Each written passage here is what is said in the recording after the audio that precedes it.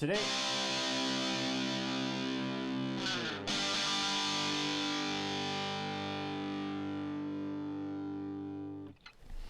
now going on to the political part of the podcast, you have the UAW officially striking against the big three. So United Auto Workers, they are at strike against the big three of Detroit, which used to actually be the pinnacle of automotive technologies as well as products. The big three being General Motors, you have Ford, and Chrysler. Now, unfortunately, in part due to, not just economic, damages of 2008. We had the recession that was partially caused by the government telling the banks to give out loans to anyone for houses, but it was partially due to their high overhead cost. It was so bad that actually GM went bankrupt again, and Chrysler went bankrupt and was subsequently sold to a European company. So it used to be Fiat, now it's a big parent company. It's also known as Stellantis, which I keep saying maybe B plus for marketing. It sounds kind of cool. It's certainly unique for the automotive community, I think. Now, interestingly enough, this is after they were demanding $80 billion per manufacturer for the 4-year cycle of the contract. Now, perhaps this was just like Trump's the art of the deal. You want to, I ask for it all and I get a little. We'll meet in the middle, perhaps.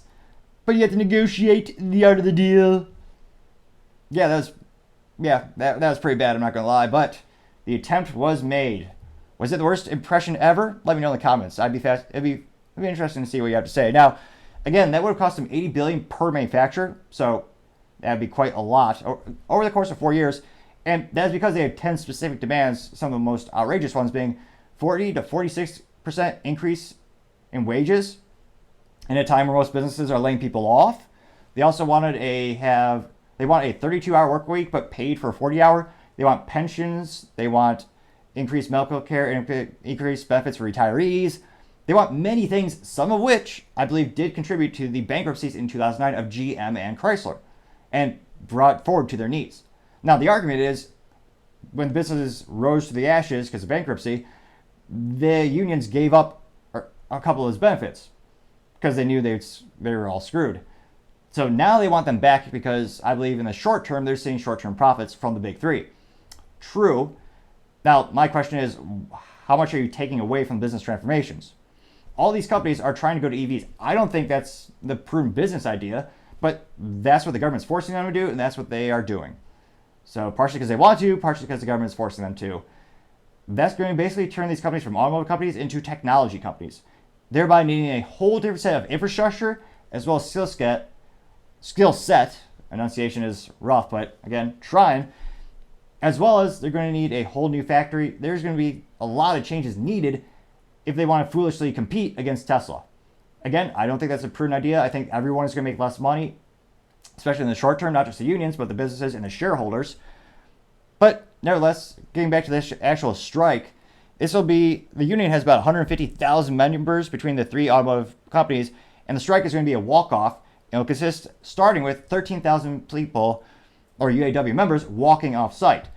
Now, interestingly enough, this is the first time in 88 years you've seen a consecutive strike where it's not just one company. So usually these contracts are, they go back and forth, but usually at the final hour they'll be accepted by both parties, and maybe one of the big three won't accept it and they'll walk off, they'll strike for a little bit, but they're striking everywhere. So GM, Ford, and Chrysler. So the first time in 88 years, I can't help but reminisce, was there another automotive change in that time period 88 years ago? It seems to be another pivotal moment in the automotive community where they're leaning more in this whole new EV direction. Now, in terms of concessions, the only ones I've seen from the UAW thus far, and again, it's a very fluid situation. You have things changing on an hourly basis. The biggest concession I saw was just moving down from, okay, instead of 40% raise, we'll only take only 36%. Now, granted, that is over the 4-year term of the contract. But again, this is at a time when most businesses are laying people off. Most of them are taking pay cuts, and they're already paid more than the industry average, like Toyota and Honda, who make infinitely more reliable products and also sometimes at a cheaper price point. So that's, again, not helping them be competitive. Now, it looks like specifically workers at Ford Motor Company's Bronco plant in Michigan Stellantis Jeep factory in Ohio and General Motors plant in Missouri are being instructed to leave their post in a series of sporadic walkouts at additional auto factories. Now, in terms of, they can keep this going for a while.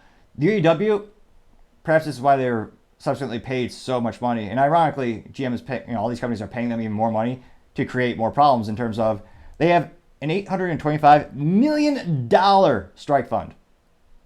That's almost $1 billion that they can use just for these strikes. That's a lot of money. I'm actually surprised there's anything left after they donate everything to the politicians. Another story for another time. But it looks like those who walk away on strike will be paid $500 per week, which, dude, that's a pretty good paycheck right there. And of course, now I'm kind of curious. There are 52 weeks in a year. It's not too bad. That'd be, if they were to strike the whole year, they'd make 26 grand. Now, in terms of feedback from the manufacturers, and I'll probably host some full videos later, you have from Jim Farley saying, quote, and he's the CEO of Ford, no relation to Chris Farley. Pun kind of intended there. Now, he said, quote, I think they're preparing for a historic strike with all three companies, unquote. And yes, I do agree with that. They're all working very hand in step, so to say, and I think they're going to want the real debate will be what will they get that won't cripple the companies if they want jobs in the future. Now, he went on to say, quote, with their initial hour, it was going to cost us about per worker $300,000 each to work 4 days. Now, that actually is an underestimate. Now, I used numbers that were given to me by people in the comments and people that give me feedback based on the number of UAW employees. Now, we'll do a bit of math here. Again, the first offer that the UAW came to, they had those 10 offers that would cost, again, this was third-party analysts saying that would cost each manufacturer $80 billion over the course of 4 years. So if you have $80 billion, you got the big three, Ford, GM, Chrysler, 4-year contract, and according to multiple websites, there are 146,000 UAW members. So the total cost would be $240 billion, again, because $80 billion for the big three. So that means every year, the yearly cost would be $60 billion per year. Now, $60 billion per year divided by 146,000 UAW members is $410,958.91 per worker. In any way, does that seem conceivable fiscally? No, of course not. Absolutely not. Some people, and I actually did hear this in comments before, said, well, that money also goes to retirees. Again, that's not conceivable in the automotive market right now. No one else is doing it, and again, everyone is struggling, and they're taking all their profits to try to put it into this new business idea of EVs. Again, I think the best thing for the unions and the automotive companies, for the United States companies, would be to keep their niche of making great V8s, make the trucks, they're really good at that, make the Corvette, well, they turn into an EV, so I was about to say they're really good at that, and even the internal combustion engine only has 2 pedals, also known as an automatic transmission, so perhaps not the best example of doing something good, but there are some vehicles they do excel at, and they could improve throughout the years and make better as well as more profitable. Now, it looks like in terms of feedback from Mary Barrow, she says, quote, we've been at the table since July 18th. And she initially received over 1,000 demands from the labor group. And she says, quote, we have a historic offer on the table, and we're at the table right now ready to keep going, unquote. And again, it's fascinating in the comments where people say she makes $28 million. That's her total comp package. And what I care about is what's going to impact the cost of the vehicle, the shareholder and employees. Well, that's about $2 million. So that's her base salary, $2 million. And she has benefits, which, okay, let's count that benefits. I don't know what the quanta, maybe another 200 grand for health care benefits or dental. But the rest is stock, which, again, most companies have discounted stock. That's not going to cost as much, if anything at all. So, again, I did a little math. If she were to make $0, she gave up her $2 million salary that people in the comments think is way too expensive for CEO. Well, everyone would make about $14 more, because I think GM has about 160,000 employees, give or take. $14? Again, they wouldn't even get to keep that $14 because the union would take some of it for dues because they got to pay for politicians. And then the government would take about 30 to 40%, which again, vote for someone else.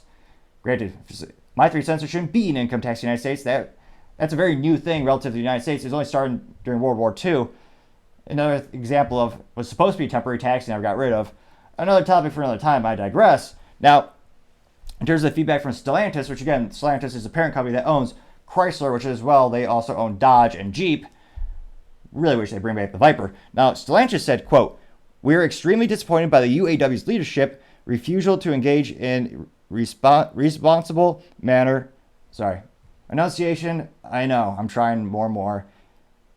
If only they made it, I don't know. Maybe there's some exercise I'll try. Who knows?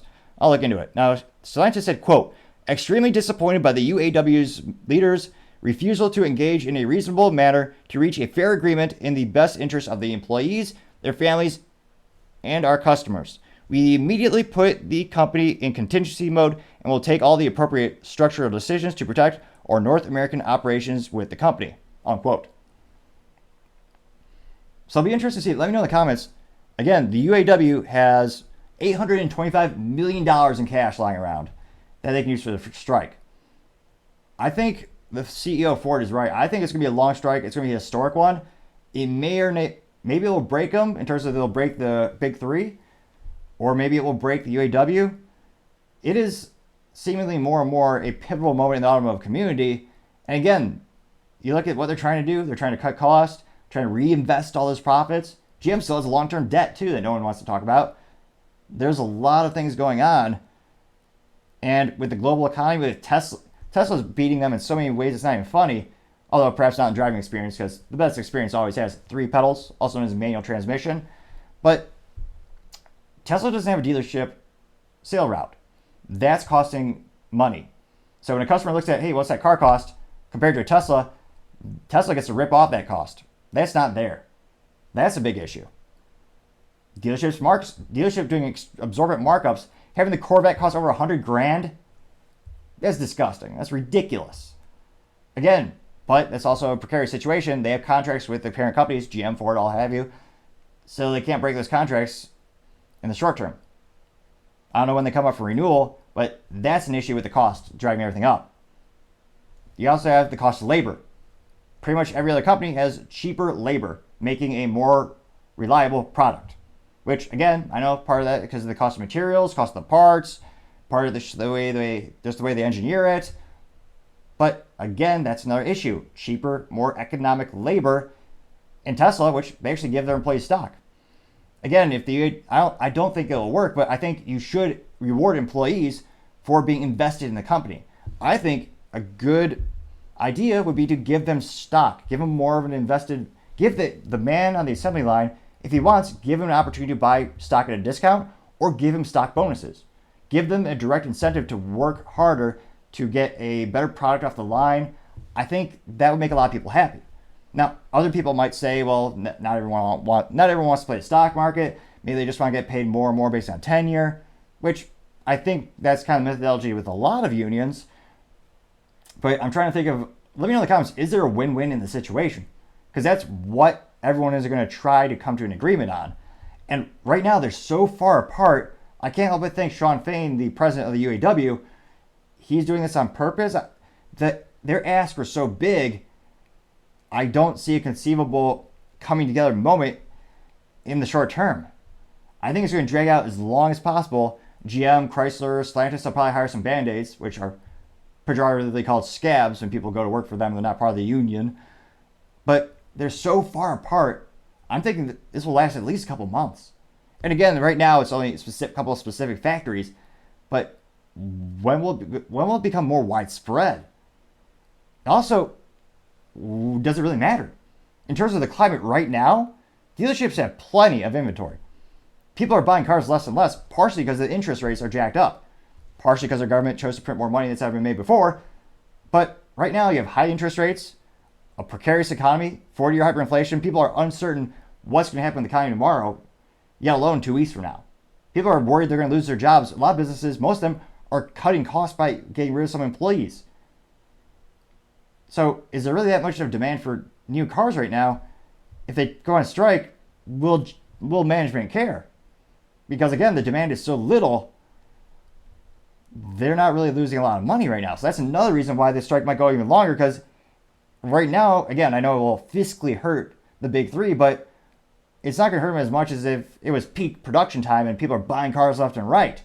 Then the UAW have more negotiating power. So let me know in the comments, what do you think would be a good middle ground for their ask versus their want? Do you think they'll ever get, is it intentionally asking for the move, the Trump part of the deal, ask for a lot, you'll negotiate somewhere in the middle? Although I don't think that's the case, because at the final hour on Thursday, when the contract expired, they didn't accept it. So it'll be interesting to see what the feedback is and if they can come to an agreement. And let me know in the comments, what would be something the UAW would accept as an offer from the big three? Because again, they're asking for 10 specific things. Do they want all 10? Because again, about 400, what was it? 400, the cost would be $410,958.91 per employee, which again, isn't conceivable. I think, my theory right now with the information I have, I think Sean Fain knows that. He knows it's a very pivotal moment in the automotive community, and I think he has the support. The UAW voted in the 99+% that they want to strike. Maybe that's why he didn't adjust the offer to something that they would accept. Let me know in the comments. I'd be fascinated to see what you have to say, especially love hearing experiences from people working the front lines and working in the office. The more data, the better, and I'm fascinated to hear all the stories, and I appreciate it. And it'll be interesting to see. Let me know. What do you think will happen? I'm pessimistic, but I think it's going to be at least 4 or 5 month strike. It might end tomorrow. Who knows? But with the data we have right now, it seems like it's going to be a long one. Thank you, everyone, for taking the time to tune in. Again, I know Sam Business is trying to get to 4,000 subscribers by the end of September, so if you can click that button, I would greatly appreciate it. Also, the comments help the channel grow and develop. All the critique is greatly appreciated as I try to do everything from enunciate more, slowing down my voice, and still searching for better software so we can do the picture-in-picture with the video. I tried another one, but I don't know if it's because of my newer 4K camera. It keeps crashing. So if you have suggestions, I would greatly appreciate them. And of course, don't forget to take the time to like the video because that helps with the algorithm and gives me feedback on if I need to maybe do something a little bit better. And also, don't forget to take the time to tell your family, tell your friends, tell your coworkers, heck, tell your enemies, tell anyone and everyone. Just stay safe and fight the good fight.